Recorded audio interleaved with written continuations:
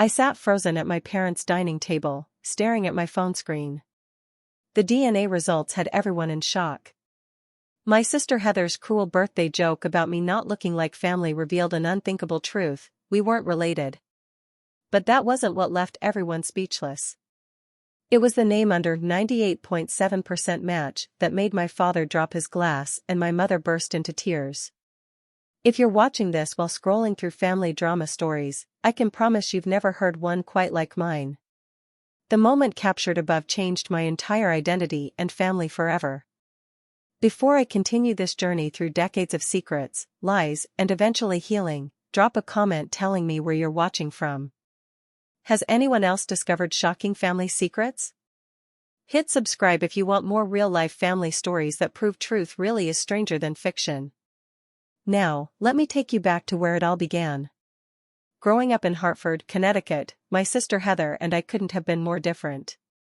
At 35, Heather was 4 years older than me, the golden child who took after our father's side, tall, naturally blonde, with the kind of effortless social grace that made her high school cheerleading captain and prom queen. I was her opposite in every way, shorter with darker features, bookish and reserved. My entire childhood was spent hearing variations of "Are you sure you're sisters?" from classmates, neighbors, even distant relatives at family gatherings. "Melissa just takes after Catherine's grandmother," my father Richard would explain with a tight smile whenever someone commented on our differences. But I'd catch the quick, uncomfortable glances my parents exchanged. Our home movies tell the story clearly. Heather twirling in dance recitals while my parents beamed from the audience, my father's camera occasionally panning to capture me sitting quietly with a book. Family vacation photos where Heather stood center frame between our parents, while I seemed positioned as an afterthought. Christmas mornings where Heather's pile of gifts towered noticeably higher than mine. "That's just how sisters are," my mother would say whenever I complained about Heather's treatment of me. But it went beyond normal sibling rivalry. Heather seemed to take pleasure in excluding me, starting from childhood when she'd invite every girl on our block to her birthday parties except me, claiming it wouldn't be special if I had to include my sister. In middle school, she spread rumors about me being adopted, a particularly painful barb that carried more truth than anyone realized at the time. My parents' pattern was consistent: they enabled Heather's behavior while minimizing my feelings. When I earned a perfect SAT score and early acceptance to MIT, my father's response was, "That's nice, but try not to make a big deal around Heather. She's sensitive about her college applications." Heather had applied to our father's alma mater and was waitlisted. My achievement was treated as something to hide rather than celebrate. Despite minimal family support, I graduated with honors in computer science and secured a position at a prestigious tech firm. I bought my own apartment by 26, built a respectable savings account, and created a life that was entirely mine. Heather, meanwhile, married her college boyfriend immediately after graduation, moved to a suburb identical to the one we grew up in, and seemed destined to replicate our parents' life. But her marriage collapsed after 3 years when her husband left her for his coworker. The family dynamic shifted dramatically after Heather's divorce. At 32, she moved back into our parents' house temporarily, a temporary stay that had stretched to 3 years by the time of my fateful birthday. My parents converted their home office into a bedroom for her, paid off her considerable credit card debt, and my father used his connections to secure her a marketing position at his company. During those 3 years, Heather's resentment toward me intensified. My independence and career success became sore points at every family gathering. "Not everyone can be a robot like Melissa," she'd say when my mother gently suggested job opportunities. "Some of us have actual feelings to process." The barbs grew more frequent, more pointed, especially as our parents aged and conversations about their retirement and estate planning arose. The tension culminated at my 31st birthday dinner last month. I had declined my mother's offer to host a celebration, preferring to spend the evening with friends, but she insisted on at least having a family dinner the weekend before. "Your sister has been feeling disconnected from you," she explained over the phone. "She wants to do something nice for your birthday." Against my better judgment, I agreed. I should have known better. The evening of my birthday dinner started with familiar discomfort. I parked my car in my parents' driveway, taking an extra moment to prepare myself mentally before heading inside. Their Tudor-style home in West Hartford looked exactly as it had throughout my childhood, meticulously maintained, with my mother's prized roses flanking the walkway. I'd moved only 30 minutes away, but sometimes it felt like I'd escaped to another planet. "There she is," my mother Catherine exclaimed as I entered. She hugged me tightly, the scent of her Chanel perfume enveloping me, the same fragrance she'd worn my entire life.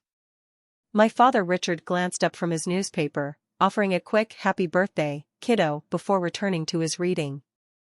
Heather emerged from the kitchen holding a glass of white wine. "Well, if it isn't the birthday girl. Still dressing like a college student, I see." She eyed my casual jeans and sweater with thinly veiled disapproval. "Nice to see you too, Heather," I replied, already regretting my decision to come. Dinner proceeded with the usual routine, my mother asking polite questions about my work that she didn't understand, my father discussing golf with occasional references to Heather's progress at his company, and Heather making backhanded comments about my personal life. "So, still no boyfriend?" Heather asked, cutting into her salmon. "What happened to that guy from your office Christmas party? The one with the nice watch? Paul? We went on 2 dates. It wasn't a match," I answered, taking a large sip of wine. "Well, you're not getting any younger," she continued. 31. TikTok. My mother quickly changed the subject to safer territory, her garden club's upcoming competition, while my father nodded absently, clearly mentally elsewhere. After dinner came cake and presents. My mother had baked my favorite chocolate raspberry cake, a gesture that momentarily warmed my heart. My father handed me a card containing a gift certificate to a high-end department store, the same gift he'd given me for the past 5 years, undoubtedly purchased by my mother. Then Heather pushed a small wrapped box across the table with an unusual smile that immediately put me on edge. "I put a lot of thought into this," she said, her voice saccharine. "Open it." Inside was an ancestry DNA testing kit, complete with the saliva collection tube and prepaid return envelope. Before I could respond, Heather continued, "I just thought it might be interesting to find out where your features actually come from, since you look nothing like the rest of us." She laughed as if she'd made a harmless joke. My parents exchanged a quick glance I couldn't interpret. My mother forced a chuckle while my father suddenly became very interested in his cake. "That's thoughtful," I managed, placing the box back on the table. "Aren't you excited to find out your real heritage?" Heather pressed. "Maybe there's some Mediterranean blood in there. Or something exotic to explain that complexion." "Heather," my mother said quietly, but without real reproach. The rest of the evening passed in a blur. I left as soon as politely possible, tossing the DNA kit into my back seat. When I arrived home, I threw it directly into my kitchen trash can, buried under coffee grounds and yesterday's takeout containers. 2 days later, our family group text blew up with plans for my father's upcoming retirement party. My mother sent a detailed list of tasks, assigning Heather to handle the guest list and speeches, while my contribution was limited to picking up ice on the way. When I suggested I could help with more substantial preparations, Heather quickly responded, "No offense, but this is for Dad's colleagues and friends. We need someone with actual people skills to coordinate." My mother sent a laughing emoji in response. That night, after a glass of wine and a particularly frustrating day at work, I found myself digging through my trash, retrieving the slightly stained DNA kit box. I sat at my kitchen counter staring at it, a strange mix of emotions churning inside me. Perhaps it was the accumulated weight of years feeling like an outsider in my own family. Maybe it was simple curiosity about my heritage. Or maybe, if I'm being completely honest, it was spite, the desire to prove Heather wrong, to show conclusively that I was just as much a part of our family as she was, despite our differences. Whatever the motivation, I opened the box, read the instructions twice, and spit into the plastic tube. As I sealed the sample and prepared it for mailing, I imagined the smug satisfaction I'd feel showing Heather results confirming our shared ancestry. I pictured myself at the next family dinner, evidence in hand, watching her scramble for some other explanation for why I didn't fit her image of our family. I dropped the package in a mailbox the next morning on my way to work. The company estimated 4 to 6 weeks for results, and I promptly forgot about it as a major project deadline approached at work. But 3 weeks later, at 3:17 a.m., my phone pinged with a notification that would forever divide my life into before and after. Your DNA results are ready to view. I should have been asleep at 3:17 a.m. on a Tuesday, but I was still awake, finishing code for a project due later that week. When my phone pinged with the notification, I almost ignored it. Instead, I opened the email, expecting to quickly glance at results showing predominantly Western European ancestry matching what I knew of my family history. The ethnicity breakdown immediately confused me. According to the test, I was 43% Eastern European, 32% Italian, 15% Greek, and 10% various other ancestries. This made no sense. My family proudly traced their lineage to English and German immigrants who arrived in the 1800s. There was supposed to be some distant Scottish ancestry on my father's side and French on my mother's, nothing remotely Mediterranean or Eastern European. That can't be right, I muttered, scrolling further. That's when I saw the section labeled DNA matches and my heart nearly stopped. The test had found no matches with any known family members. 0 shared centimorgans with anyone named Winters, my family surname. Instead, at the top of my DNA matches list was a 98.7% match with someone named Rachel Dawson. Who the hell is Rachel Dawson? I whispered to my empty apartment. I spent the rest of the night in a spiral of frantic research. I learned that DNA testing companies occasionally made errors, but a complete ethnicity mismatch seemed unlikely. I read stories of people discovering unknown adoptions or infidelity in their family trees. I browsed forums where users discussed their shocking DNA discoveries, NPE, they called it, not parent expected. By morning, I had 3 working theories: either the test was completely wrong, I was secretly adopted, or there had been some kind of hospital mix-up at birth. None seemed plausible, yet one had to be true. I called in sick to work for the first time in my career, unable to focus on anything but the revelation that had shattered my understanding of my identity. I pulled up my birth certificate from my files, examining it for any signs of adoption. It looked completely legitimate: Hartford Memorial Hospital, 7:24 p.m. on April 16, parents Richard and Catherine Winters. Nothing suspicious. Next, I turned my attention to Rachel Dawson. I searched her name on every social media platform, adding Hartford as a keyword. It didn't take long to find her, a woman who appeared to be my age, living in Farmington, just 30 miles away. The moment her profile photo expanded on my screen, I gasped audibly. The resemblance was unmistakable. She had my eyes, my smile, my distinctive widow's peak hairline. She even had the small mole near her right eyebrow that matched mine exactly. My hands trembling, I scrolled through her photos. Rachel was an elementary school music teacher, according to her profile. She played violin, just like I had until college. She had a collection of photos with an older couple I presumed were her parents. The woman had my high cheekbones and dark hair. The man had my exact eye shape and smile. Most incredibly, I found a post from just 2 weeks earlier, got my ancestry results back. So cool to learn about my heritage, though a bit confused by some unexpected matches. Anyone else find surprises in their DNA? The coincidence was too perfect. I sat back in my chair, trying to process the implications. If Rachel and I were nearly identical in DNA, born in the same city around the same time, and both recently took DNA tests that yielded surprising results, the conclusion seemed inevitable, yet impossible to accept. Somehow, Rachel Dawson and I had been switched at birth. I was raised by her biological parents, and she by mine. The ethical dilemma of what to do with this information consumed me.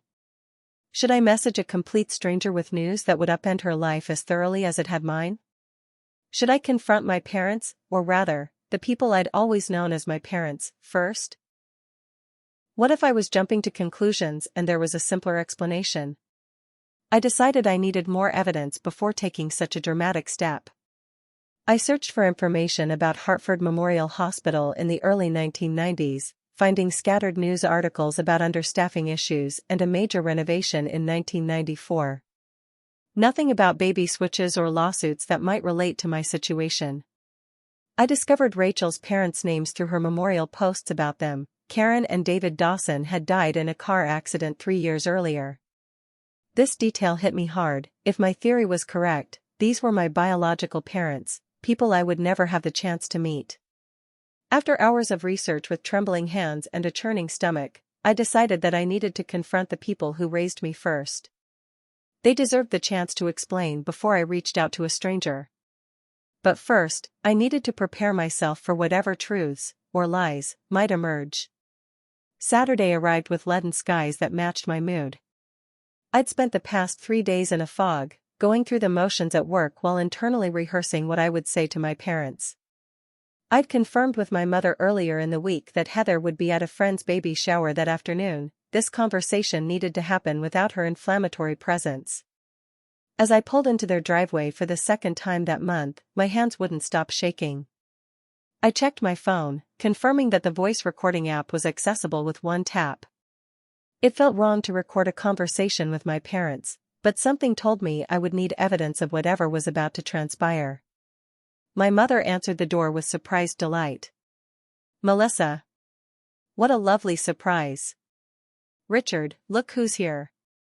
My father appeared from his study, reading glasses perched on his nose. "Twice in 1 month? To what do we owe this honor?" Their normalcy, their complete unawareness that their world was about to implode, nearly broke my resolve. These were the people who had bandaged my skinned knees, attended my graduation, helped me move into my first apartment. How could I believe they had been hiding something so monumental from me my entire life? "I need to talk to you both about something important," I said, my voice steadier than I felt. I subtly tapped the record button on my phone as we moved to the living room. Once seated, I took a deep breath. "I have a question about my birth." My mother's smile faltered slightly. "Your birth? What about it? Were there any complications? Anything unusual about that day?" My parents exchanged a quick glance, the same look they'd shared when Heather gave me the DNA test. "No, sweetheart," my mother said. "It was a perfectly normal delivery." "Why do you ask?" I pulled out my phone and opened the DNA test results. I did the test Heather gave me. My father's posture stiffened. "Those tests aren't very accurate, you know. We had a colleague at work who got completely ridiculous results." "Dad," I said firmly, "the test shows I have no genetic connection to our family." "None whatsoever." I turned the screen toward them. "It also shows a 98.7% match with a woman named Rachel Dawson. She lives in Farmington. She looks exactly like me." My mother's face drained of color. "That's absurd. Those tests are completely unreliable. Mom, the statistical probability of a false result at this level is essentially 0. And I found Rachel online. She recently took a DNA test too, and posted about unexpected results." I took another steadying breath. "She was born at Hartford Memorial, just like me." My father removed his glasses, pinching the bridge of his nose. The room fell into suffocating silence. "Richard," my mother finally said, her voice thin and high. "Tell her it's nonsense." Instead, my father's shoulders slumped. "There was a situation at the hospital." "Richard." My mother's voice had turned shrill. "She deserves to know, Catherine," he said quietly. "Know what?" I demanded, my heart pounding. "Nothing," my mother interjected, standing abruptly. "This is ridiculous. Some internet test comes along and suddenly you're questioning everything? We are your parents, Melissa.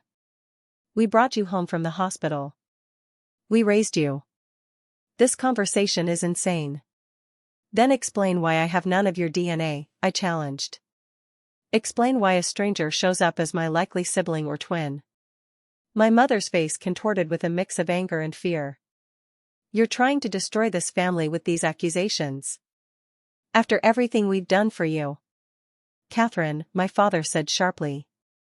Stop. He turned to me, his expression grave. There was a power outage at the hospital the night you were born. It was chaotic. When they brought you to us the next morning, you looked different from what we remembered from the night before. But the nurses assured us babies change appearance in the first 24 hours. We convinced ourselves we were just tired, confused new parents. My mother collapsed back onto the sofa, burying her face in her hands. Did you ever investigate further? I asked, my voice barely audible. We raised you, my mother said through her fingers. You are our daughter. Nothing else matters. You knew, didn't you? You both knew there was a possibility I wasn't your biological child, and you never told me. The betrayal felt like a physical wound. We loved you from the moment we saw you, my father said. Biology or not, you are our daughter. But you treated Heather differently. Your biological daughter got every advantage, every benefit of the doubt, while I was always the outsider.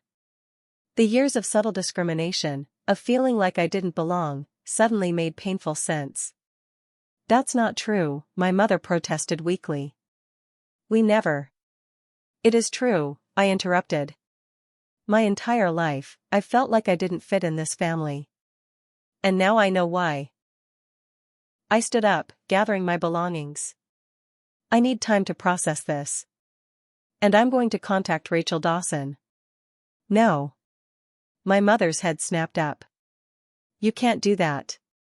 You'll destroy multiple families with this nonsense. The truth is already out there, Mom. Rachel took a DNA test too. It's only a matter of time before she figures it out as well. As I turned to leave, my father caught my arm. Melissa, please. Don't tell Heather yet. Let us figure out how to handle this as a family. I looked into his pleading eyes I'd never fully resembled, and felt a confusing mix of anger and compassion. I'll give you a week, I said. Then I'm doing what I need to do. I walked out of my childhood home feeling like a stranger, the recorded conversation burning a hole in my pocket. As I sat in my car, my phone pinged with a text from my father, "We love you. Please remember that. No matter what happened at that hospital, you are our daughter." I drove home in tears, unsure if I was mourning the parents I never knew, or the truth my raising parents had withheld from me my entire life. Wait until you hear what happened next, because this story gets even more complicated.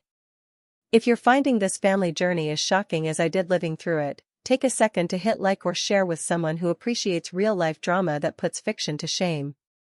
The confrontation with my parents was just the beginning of unraveling a decades-old secret that would forever change multiple families.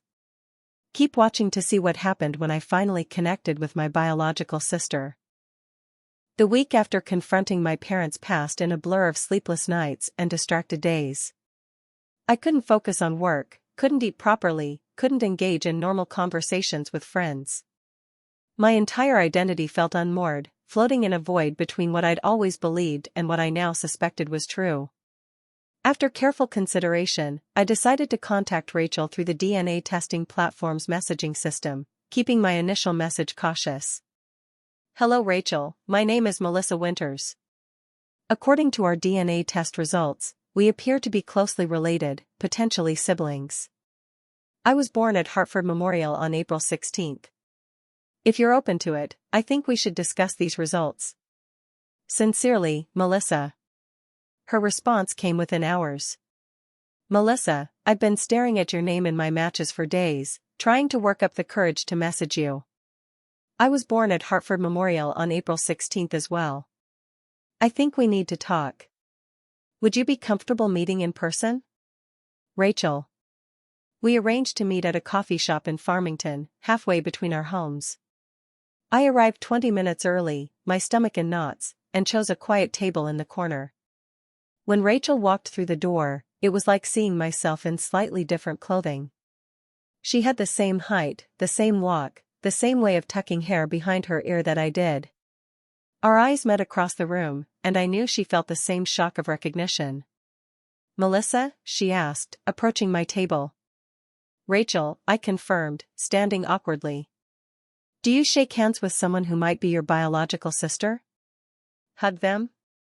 We settled for both, a strange handshake that turned into a brief, tense embrace. This is surreal, she said, sitting across from me. Her voice had the same slight raspiness as mine. You look just like you, I finished. We ordered coffee and sat in stunned silence for a moment, each taking in the mirror image across the table. I brought some things, Rachel finally said, reaching into her bag. She produced a folder containing birth records, baby photos, and hospital bracelets. When I got the DNA results, I started gathering evidence. I've always been a bit of an organizer. Me too, I admitted, pulling out my own folder of documents. My colleagues tease me about my color-coding system.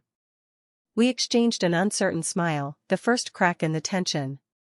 Over the next 2 hours, we pieced together the puzzle of our lives. Rachel had been raised as the only child of Karen and David Dawson. They had died 3 years earlier in a car accident on their way home from their anniversary dinner, a loss that still visibly pained her. After they died, I found some strange notes in my mother's personal files, Rachel explained, pushing a plastic-protected letter across the table. This was in an envelope marked "For Rachel," if needed. The handwritten letter was dated October 1993, 6 months after our birth. Dearest Rachel, if you're reading this, something has happened to your father and me, and you found yourself with questions about your birth. Shortly after we brought you home, we received an anonymous letter suggesting there might have been a mix-up at the hospital during the power outage the night you were born. We investigated quietly but found no conclusive evidence. We chose not to pursue it further because by then, you were our daughter in every way that mattered. We couldn't bear the thought of potentially losing you, even if there had been a mistake. We love you completely and without reservation. You are our daughter, regardless of biology. Love always, Mom and Dad. My hands trembled as I read the letter. They knew, I whispered. They suspected, just like my parents did. Both sets of parents chose to keep us, Rachel said softly. I don't know whether to feel loved or betrayed. Both, I said. Definitely both. Rachel shared that she had always felt some disconnect from her parents, despite their loving relationship. My mom and dad were both musically gifted, Mom played piano, Dad was a choir director. I had their talent, but physically, I never resembled either of them. People always asked if I was adopted. Meanwhile, I grew up with parents and a sister I looked nothing like, with completely different interests and temperaments, I added. I pursued computer science while my family was all business and marketing people. I always felt like the odd one out. As we continued talking, the coincidences multiplied. We discovered we both had played violin from childhood, both were allergic to shellfish, both had perfect pitch. Rachel pulled up a photo of her biological mother, my mother, Catherine, at age 30. The resemblance to Rachel was striking. What do we do with this information? Rachel asked after we'd exhausted our initial questions. I can't confront my parents, they're gone. But yours? Mine have some explaining to do, I said firmly. And there's more complication. I have a sister, your biological sister, Heather. I have a sister? Rachel looked stunned. I always wanted siblings. Trust me, you might revise that opinion after meeting Heather, I said with a dry laugh. Is she the one who gave you the DNA test? Yes, as a cruel joke about how I didn't look like the family. Ironic, isn't it? Rachel shook her head in disbelief. There's one more thing I should tell you, she said hesitantly. I'm pregnant. 4 months along. That's partly why these DNA results became so urgent for me. I need to know my actual medical history. The news hit me hard. This woman who was essentially my twin was carrying a child. A child who would be my biological niece or nephew. The consequences of our switched identities continued to ripple outward, affecting not just us but future generations. We need answers, I said decisively. Not just for us, but for your baby too. I think we should investigate the hospital records, find out exactly what happened that night. Rachel nodded in agreement. And then? And then we confront everyone involved. Together. As we parted that day, we hugged again, a real hug this time, lingering and meaningful. We had entered the coffee shop as strangers and left as something else, biological sisters, unlikely friends, and allies in the search for truth. The Monday after meeting Rachel, I took a personal day from work. We had agreed to meet at Hartford Memorial Hospital to request our birth records together, presenting a united front. The hospital had undergone several renovations since our birth 31 years ago, but the administrative offices remained in the East Wing. "I'm nervous," Rachel admitted as we approached the records department. She rested a hand on her slightly rounded belly, a gesture I'd noticed she made when anxious. "Me too," I confessed. "But we deserve answers." The records clerk, a middle-aged woman named Janet with kind eyes and practical shoes, listened patiently as we explained our situation, the DNA test, the physical resemblance, the shared birthday. "We need to see all records related to our births," I explained. "Delivery room logs, nurse notes, anything that might explain what happened." Janet's expression grew sympathetic but firm. "I understand this is important to you both, but there are strict protocols around releasing medical records, especially from that long ago. The most I can do is provide your own individual birth certificates, which you already have."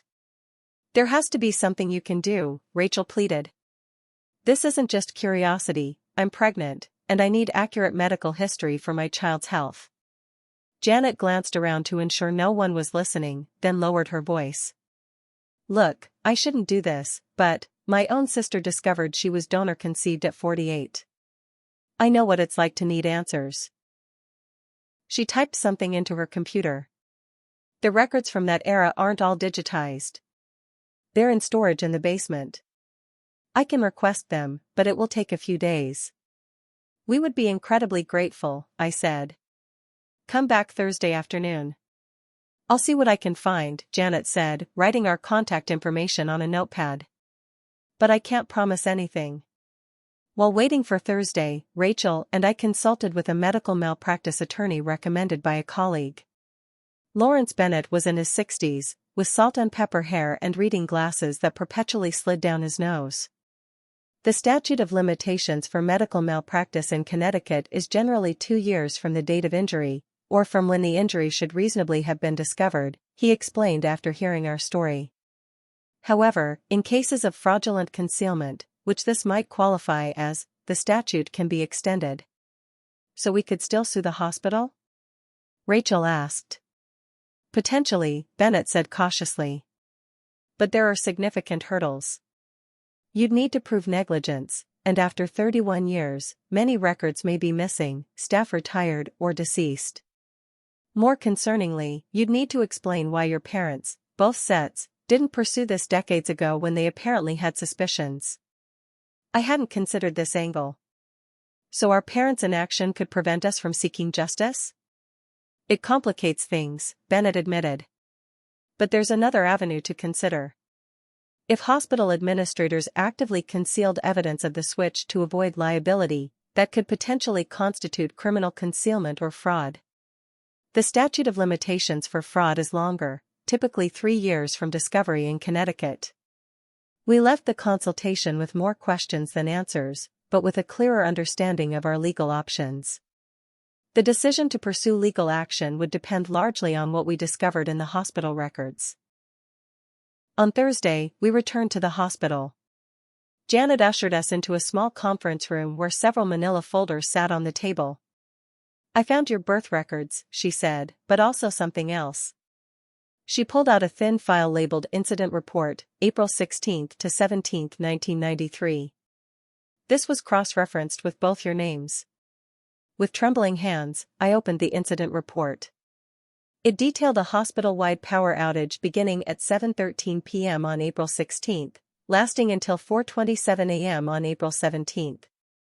Emergency generators had functioned properly for critical systems, but certain areas experienced lighting issues, including the nursery.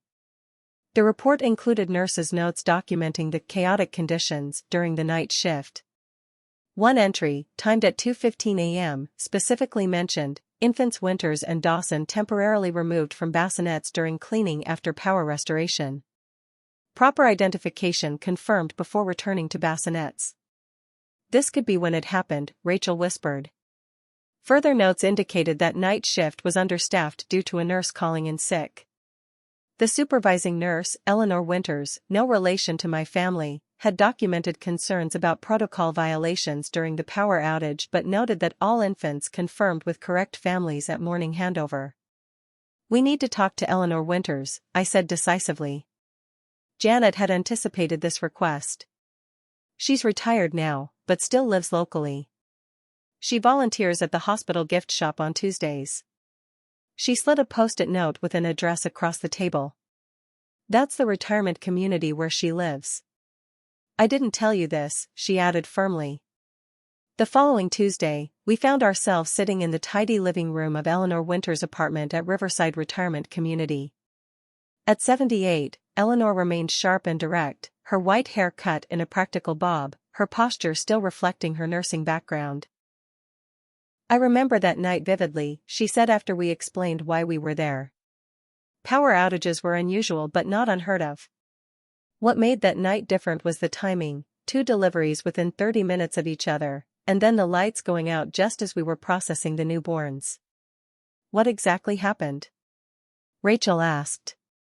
Eleanor sighed heavily. There was confusion. The backup generator kicked in for essential equipment, but the lighting was dim.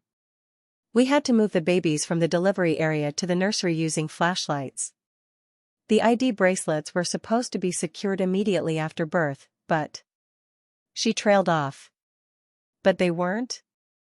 I prompted. They were, but during the cleaning procedure after the power came back, a new nurse, Margaret, I think her name was, removed them temporarily. Against protocol. Eleanor shook her head. I came in during morning shift and noticed discrepancies in the log. When I questioned staff, they insisted everything was in order. I had my doubts, but without evidence. Did you report your concerns? Rachel asked. I documented everything and reported to administration. 2 days later, I was called into a meeting with hospital legal counsel and administrators. They reviewed the case and declared there was insufficient evidence of any mix-up. I was instructed to close the incident report. And you just accepted that? I couldn't keep the accusation from my voice. Eleanor's eyes flashed. I did not just accept anything, young lady. I insisted on contacting the families, but was overruled by administration. They were terrified of lawsuits. When I threatened to reach out independently, I was reminded of my confidentiality agreement and professional obligations. She looked down at her hands. I compromised by sending anonymous notes to both families suggesting they might want to verify their babies' identities. I never knew if they received them. My parents did, Rachel said quietly. They kept it secret. As did mine, I added. Eleanor looked genuinely distressed. I've thought about that night many times over the years. I should have done more. As we prepared to leave, Eleanor grasped both our hands. What will you do now? Rachel and I exchanged glances. We're going to confront our families, I said. All of them, together. And then? Eleanor asked. We don't know yet, Rachel admitted. There are legal options, but they're complicated, I finished. And regardless of what happened at the hospital, our parents made their own decisions to hide the truth from us. On the drive back, Rachel was thoughtful. I'm not sure I want to sue the hospital, she said finally.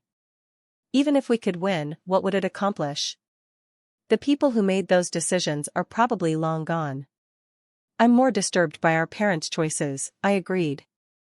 The hospital made a terrible mistake, but our parents had years, decades, to tell us the truth. They chose not to. For what it's worth, Rachel said softly, I think they all truly believed they were protecting us. Misguided, but not malicious. Maybe, I conceded. but we deserve to hear them admit it. No more secrets. We spent the rest of the drive planning our approach for the family confrontation that would finally bring decades of secrets into the open. Planning the confrontation required delicate strategy. Rachel and I agreed that all parties needed to be present simultaneously, my parents, Heather, and Rachel, to prevent any possibility of coordinated denial or story alignment. The location needed to be private but neutral. Finally, we settled on my parents' home on a Sunday afternoon when my father would normally be watching golf and unlikely to refuse our request to visit. I called my mother with a deliberate vagueness, "Mom, there's something important I need to discuss with you and Dad this Sunday." Heather should be there too. "Is everything all right?" she asked, concern evident in her voice. "We can discuss everything Sunday," I replied, avoiding the direct lie. Rachel and I agreed to arrive separately, with me entering first and Rachel waiting in her car until I texted her. I would ensure everyone was seated in the living room before her dramatic entrance. Sunday arrived with perfect dramatic weather, dark clouds threatening rain, occasional rumbles of thunder in the distance. I drove to my parents' house with a folder of evidence, the DNA results, hospital records, and a recording device in my purse. My hands were steady now, the trembling uncertainty replaced by resolute determination. Heather's car was already in the driveway when I arrived. I took a deep breath, texted Rachel a quick 30 minutes estimate, and walked to the door. "Melissa," my father greeted me with cautious warmth. The past week of silence had clearly unsettled him. "Come in." My mother hovered in the hallway, attempting a bright smile that didn't reach her eyes. "We're all in the living room. I made those lemon squares you liked as a child." Heather sat on the couch, scrolling through her phone, barely acknowledging my arrival. "Finally gracing us with your presence," she muttered. "I'm glad you're all here," I said, setting my purse down deliberately. "I have something important to share with you." "You're not dying, are you?" Heather asked, finally looking up. "Mom's been freaking out all morning." "No, I'm not dying." I sat in the armchair facing all of them. "This is about the DNA test results." The atmosphere in the room instantly shifted. My father's shoulders tensed, my mother froze halfway to her seat, and Heather's expression changed from boredom to sudden interest. "I thought we discussed this," my mother said tightly. "Those tests are notoriously inaccurate." "Actually, they're extremely accurate," I countered. "And mine led me to some very interesting discoveries." I pulled out my phone and sent a quick text to Rachel, "Now." "Melissa," my father began, "whatever you think you've discovered." The doorbell rang, cutting him off mid-sentence. My mother looked confused. "Are you expecting someone?" "We all are, in a way," I said. "Dad, would you get the door please?" He hesitated, then complied. We heard the front door open, followed by a sharp intake of breath. A moment later, my father returned to the living room, his face ashen. Behind him walked Rachel. The effect was immediate and dramatic. My mother gasped, her hand flying to her mouth. Heather actually stood up, her phone clattering to the floor. "Everyone, this is Rachel Dawson," I said into the stunned silence. "According to our DNA test results, she is my biological sister, and Heather's biological sister as well." "What is this?" Heather demanded, her voice higher than normal. "Who is she? Why does she look exactly like you?" "Perhaps Mom and Dad would like to explain," I said, turning to my parents. They've had 31 years to prepare this speech. My father sank heavily onto the couch. "Catherine," he said quietly to my mother, "it's time." My mother remained standing, her body rigid with denial. "This is absurd. I don't know what you think you're doing, Melissa, but bringing a stranger into our home to make these accusations." "I have the hospital records," I interrupted, pulling them from my folder. "We spoke to the nurse who was there that night. We know about the power outage, about the babies being mixed up, about the anonymous notes sent to both families." "You received one of those notes, didn't you?" Rachel asked softly. "Just like my parents did." The mention of her parents seemed to break something in my mother. She collapsed into her chair, tears beginning to stream down her face. "Someone explain what the hell is going on," Heather demanded, looking frantically between all of us. My father took a deep breath. "There was a power outage the night you were born, Melissa, or rather, the night Rachel was born. When the lights came back on, there was confusion in the nursery. The babies were mixed up." "You're saying Melissa isn't really my sister?" Heather asked incredulously. "Biologically, no," my father confirmed. "Rachel is your biological sister. Melissa is the biological daughter of Karen and David Dawson." "And you knew?" Heather's voice rose to a shout. "You knew all this time and never said anything?" This reaction surprised me. I had expected Heather to be smug, vindicated in her lifelong assertion that I didn't belong. Instead, she looked furious, and her anger was directed not at me, but at our parents. "We suspected," my mother admitted through tears. "We received an anonymous letter when you girls were about 6 months old. It suggested there might have been a mix-up and recommended testing." "And you chose not to test?" I asked, though I already knew the answer. "By then, you were our daughter," my father said, his voice breaking. "We had fed you, changed you, watched you smile for the first time. The thought of potentially having to give you up, of legal battles with strangers, we couldn't bear it. So we destroyed the letter and never spoke of it again." "Except you did speak of it," Heather said accusingly. "I heard you arguing about it when I was 12. I heard Mom say, 'She's still our daughter, biology doesn't matter.' I thought you were talking about me, that I was adopted or something. When you explained I wasn't, I assumed it must be Melissa." This revelation stunned me. "That's why you started the adoption rumors in middle school? Because you overheard them talking about me?" Heather looked uncomfortable. "I was a kid. I was confused and scared. And then when you didn't look like anyone in the family, it seemed to make sense. So the DNA test birthday gift." I began. "I wanted to know for sure," Heather admitted. "I've wondered for years, but never had the courage to ask directly. I thought the test would either disprove my suspicions or force them to tell the truth." I turned to Rachel, who had been quietly observing this family drama unfold. "Your parents suspected too? They left you a letter explaining their decision?"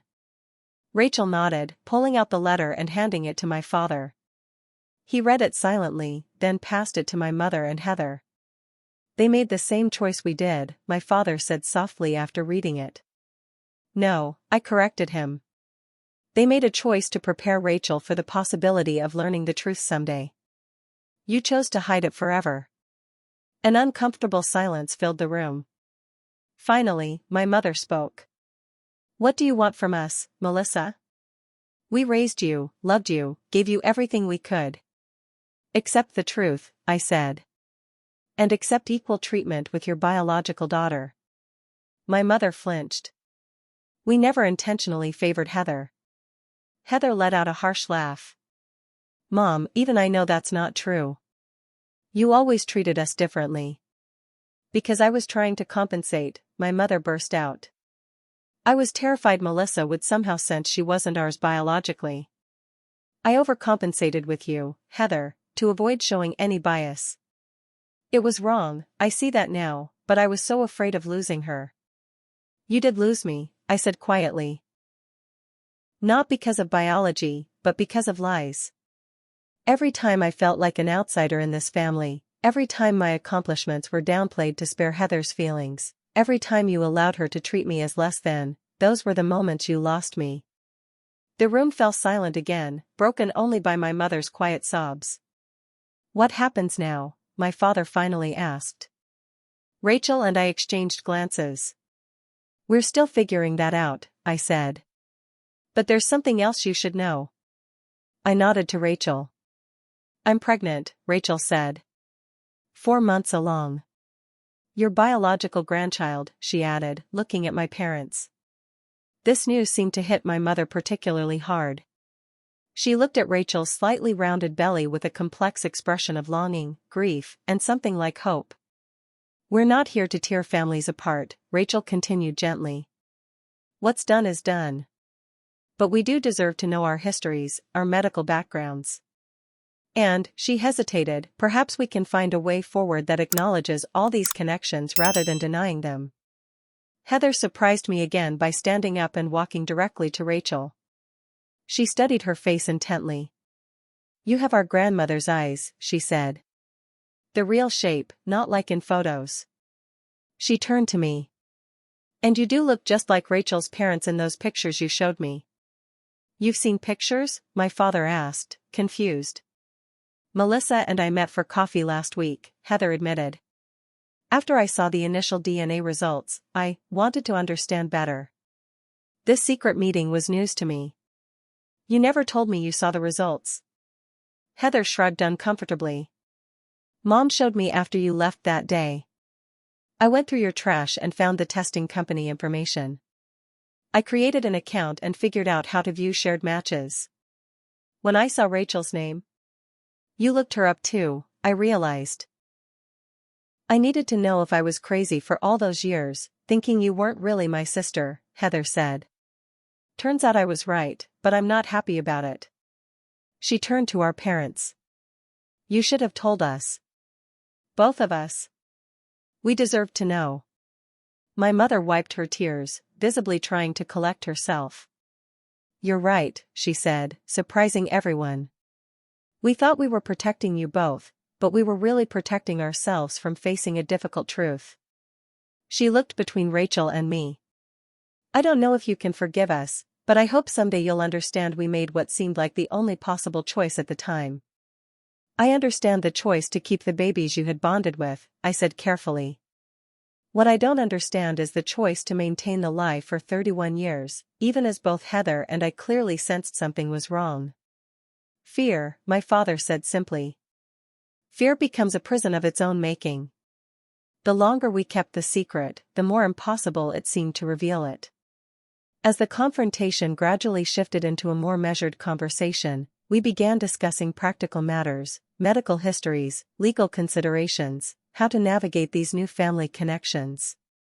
No firm decisions were made that day, but the foundation was laid for a different kind of relationship, one built on truth rather than secrets.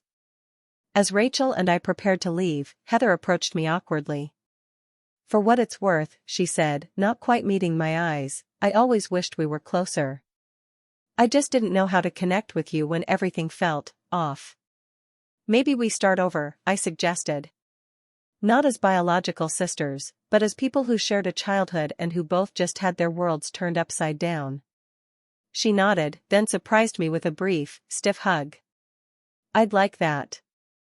Outside, as Rachel and I walked to our cars, the threatening storm finally broke, rain pouring down in a symbolic cleansing. "Well," Rachel said, "that was intense," I finished. "But necessary." "What do you think happens next?" she asked. "I have no idea," I admitted. "But for the first time, whatever it is will be based on truth."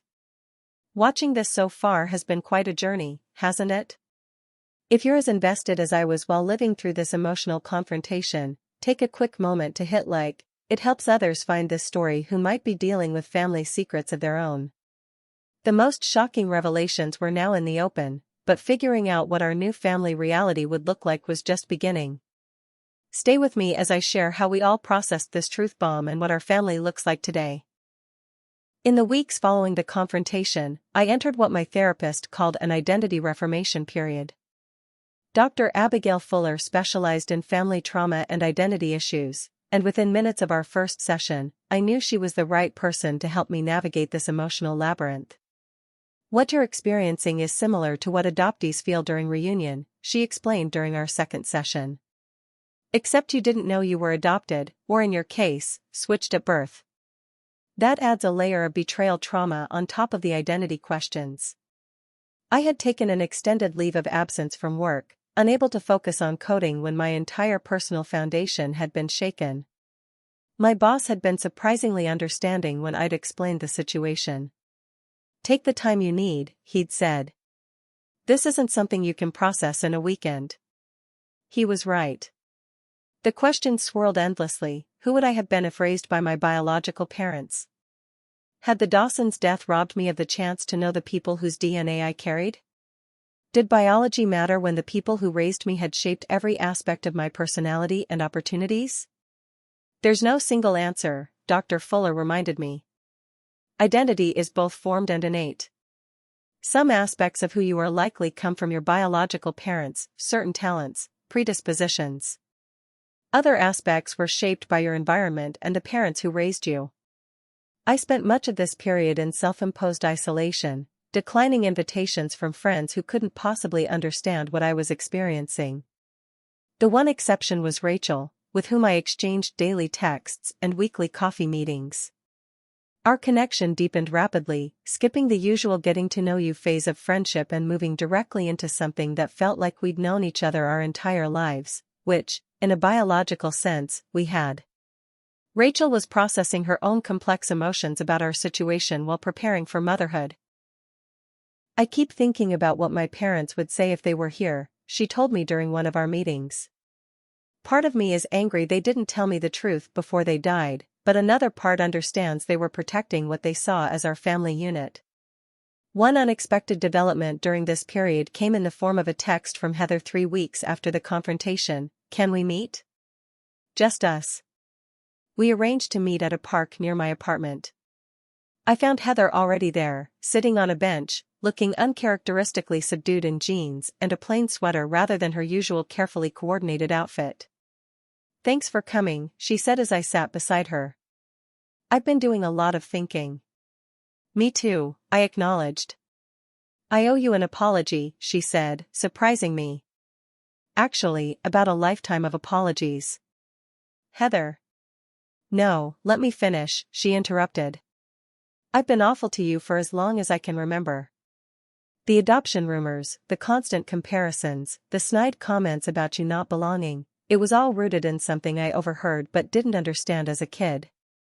Instead of asking our parents directly, I took it out on you." Her candor caught me off guard. "I appreciate that," I said carefully. "But I think our parents set us up for a complicated relationship from the beginning." "They did," Heather agreed. "But I was old enough to make my own choices by high school, certainly by adulthood. I chose to continue the pattern because it was easier than confronting the weird dynamic in our family." She looked directly at me. "I'm sorry, Melissa." "Truly." "I'm sorry too," I offered. "I withdrew and assumed the worst of you instead of trying harder to connect." "So where do we go from here?" Heather asked.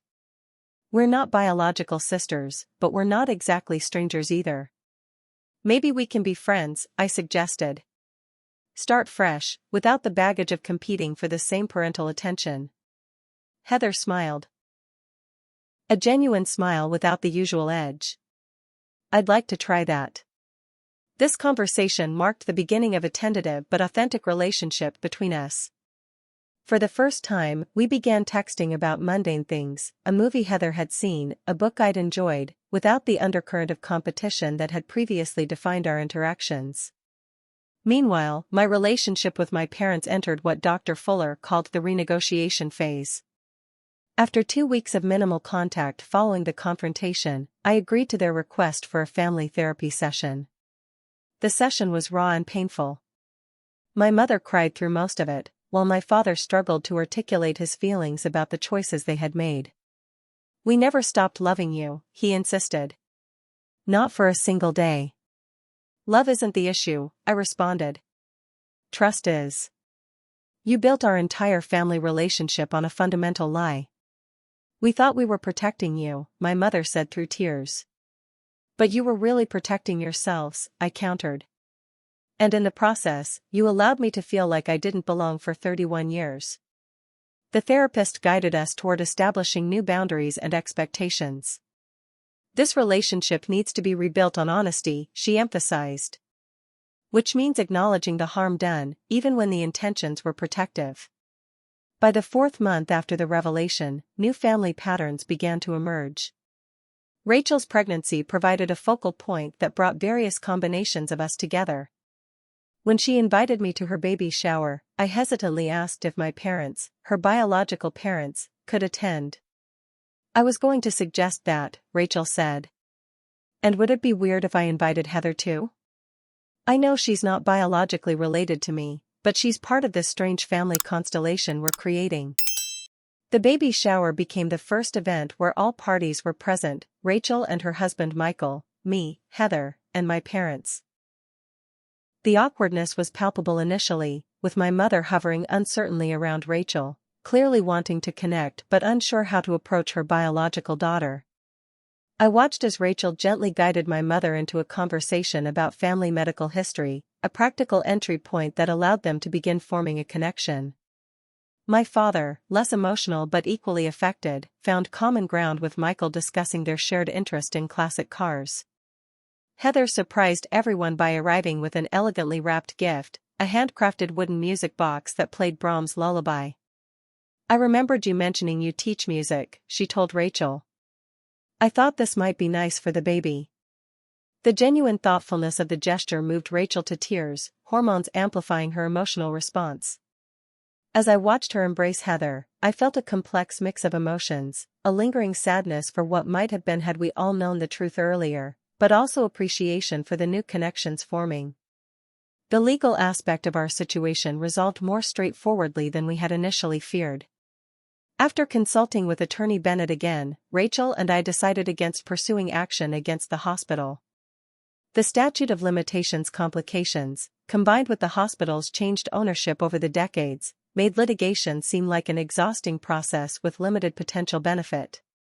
Instead, we negotiated directly with the current hospital administration, presenting our evidence and requesting compensation for genetic testing, therapy expenses, and access to comprehensive medical records. Faced with the possibility of negative publicity, they agreed to a modest settlement that included coverage of these expenses rather than punitive damages. It doesn't change what happened, Rachel acknowledged as we signed the agreement. But it acknowledges it, and it helps us move forward. Moving forward took different forms for each of us. My relationship with my parents gradually stabilized into something more honest, if permanently altered. The artifice of perfection that had characterized our family dynamics fell away, allowing for more authentic interactions. My mother, in particular, seemed relieved to abandon the pretense, becoming more direct in her communication with both me and Heather.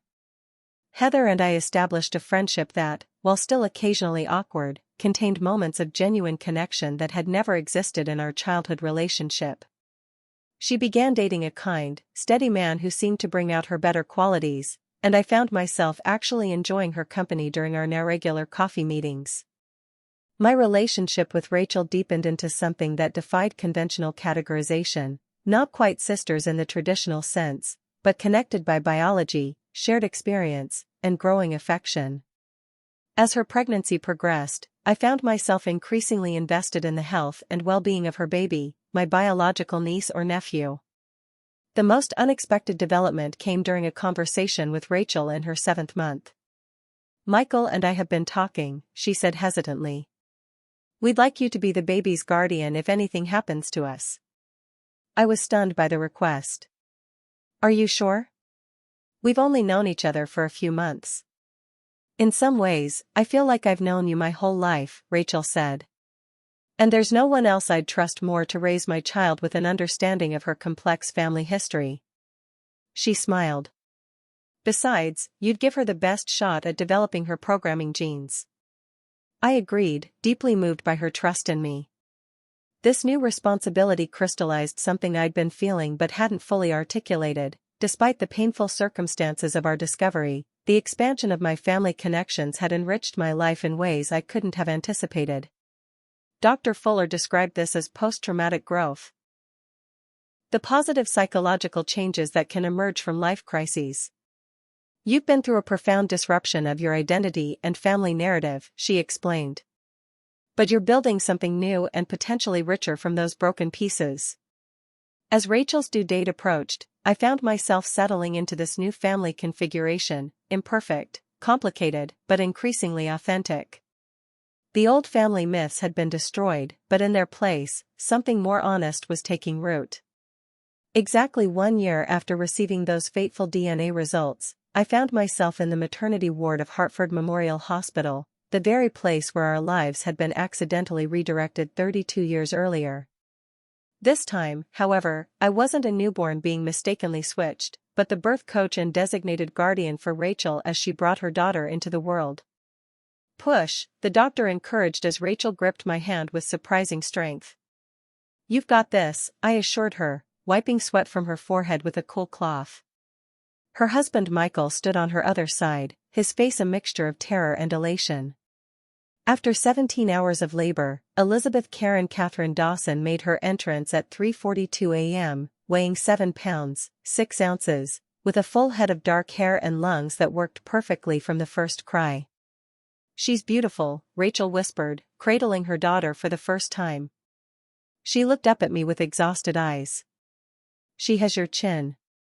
"Our chin," I corrected gently, studying the tiny features that somehow combined aspects of Rachel, Michael, and our shared genetic heritage. When the nurse asked if Auntie would like to hold the baby, I felt a surge of emotion as Elizabeth was placed in my arms.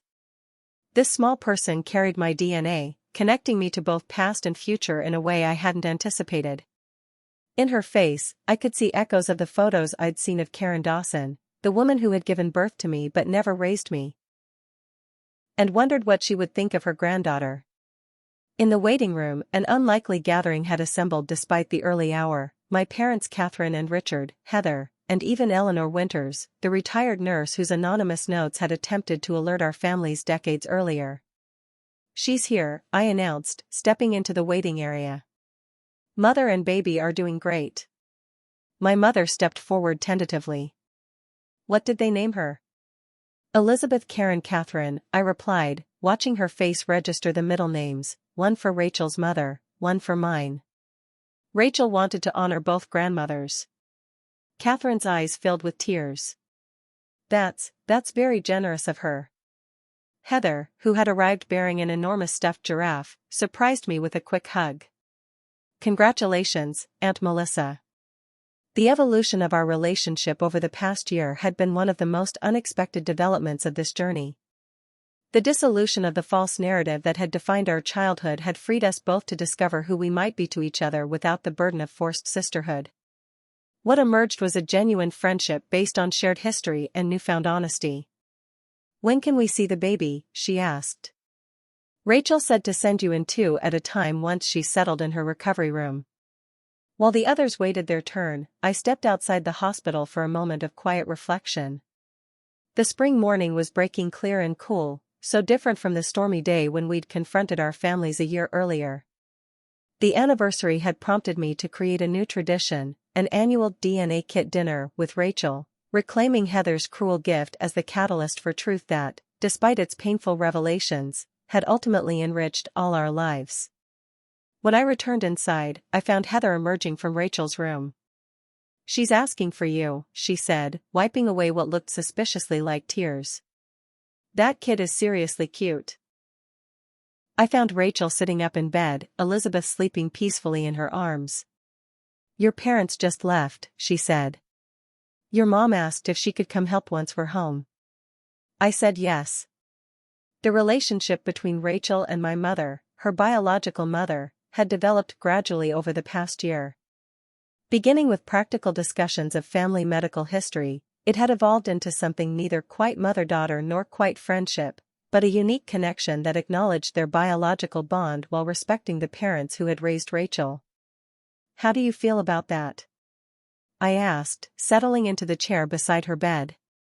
"Good, actually. She knows she's not replacing my mom, but she has grandmotherly wisdom to share." Rachel adjusted Elizabeth's blanket. "Plus, free childcare from someone genetically invested in my kid? I'm not turning that down." I laughed, recognizing the practical streak we shared, a trait that, according to my father, came directly from my biological father, David Dawson, who had been a pragmatic software engineer. These discoveries of shared traits crossing biological and raising family lines had fascinated us throughout the year. My programming aptitude, it turned out, likely came from David, while Rachel's musical talent matched Heather's. Despite having no genetic connection, they both had perfect pitch and played multiple instruments. Nature and nurture intertwined in ways that defied simple categorization. As I held Elizabeth again, Heather returned with her phone. "Family photo?" she suggested. "Definitely," Rachel agreed. "Get in here, both of you." Heather positioned herself on one side of the bed while I stood on the other, still holding Elizabeth. As she prepared to take the selfie, the door opened, and my parents peered in. "Sorry," my father said. "We can come back." "No, join us," Rachel called. "Everyone who's here for Elizabeth should be in her first family photo." As my parents hesitantly entered the frame and Eleanor was waved in from the hallway, I looked around at this improbable gathering: biological connections, raising connections, chosen connections, all intermingled in ways no family tree could adequately represent. Heather captured the moment, then showed us the result. "That's one for the Weird Family album," she joked, but her tone was affectionate. Looking at the image, all of us surrounding Rachel and her newborn daughter, our expressions ranging from joy to wonder to lingering uncertainty, I was struck by how far we had come in a year. The DNA test that had been intended as a cruel joke had instead initiated a journey toward authenticity that none of us could have anticipated. Later, as I drove home from the hospital, exhausted but content, I reflected on the strange path that had led us here. The destruction of our family mythology had been painful, even traumatic, but from those broken pieces, we had constructed something new, a family defined not by biology alone, nor by shared history alone, but by the daily choice to remain connected despite the complicated truth. The DNA test had revealed that I wasn't who I thought I was.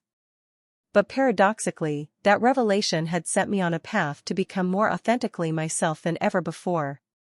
The outsider feeling that had plagued me throughout childhood now made perfect sense, and in understanding it, I had finally found where I belonged. My phone pinged with a text from Rachel. "Elizabeth just opened her eyes. They're exactly like yours." I smiled at the message. 1 year ago, a cruel prank had revealed a devastating truth. Today, that truth had expanded rather than diminished my sense of family. Sometimes, it seemed, you need to completely dismantle what you thought was true in order to build something authentic in its place. That's the end of my story, from family outsider to the center of a uniquely blended family, all because of a DNA test meant to mock me. I've learned that family isn't just about whose DNA you share, but about the choices we make every day to care for each other, even when it's complicated. If you've stayed with me through this entire journey, I'd be grateful if you'd hit subscribe to hear more stories about family, identity, and finding truth. Drop a comment below and let me know if you've ever discovered unexpected family connections or had to redefine what family means to you. Every like and share helps others find this story who might be going through similar family revelations.